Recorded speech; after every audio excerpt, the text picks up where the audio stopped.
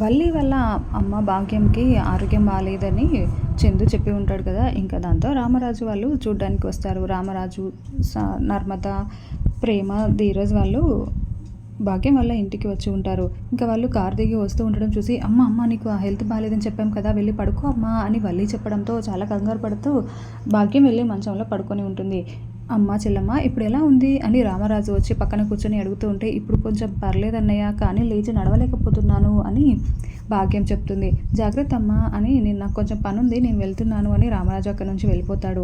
ఆ తర్వాత ధీరజ్ ఒక కర్రని పట్టుకొని వచ్చి, "అత్తయ్య మీకు ట్రీట్మెంట్ చేయడానికే వచ్చాను. ఇది కేరళ వైద్యం" అని చెప్తూ ఉంటే, "ఇక్కడ పనిచేస్తుందా అల్లుడు?" అంటే, "ఇది పాన్ ఇండియా వైద్యం అత్తయ్య, పనిచేస్తుంది" అని ఒక కర్ర తీసుకొని కాళ్ళ మీద కొడుతూ ఉంటాడు.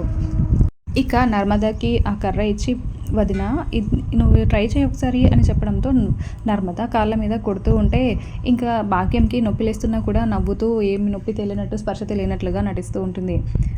"నీ ఫోర్స్ సరిపోవట్లేదు వదిన, పెద్దొదిన, నువ్వైతే కాస్త బలంగా ఉంటావు కదా, కానివ్వు, నువ్వు కొట్టు" అని ధీరజ్ ఆ స్టిక్ని వల్లికి ఇవ్వమనడంతో నర్మద వల్లికి ఇస్తూ ఉంటే, వల్లి గుటకలు మింగుతూ నించొని చూస్తూ ఉంటుంది.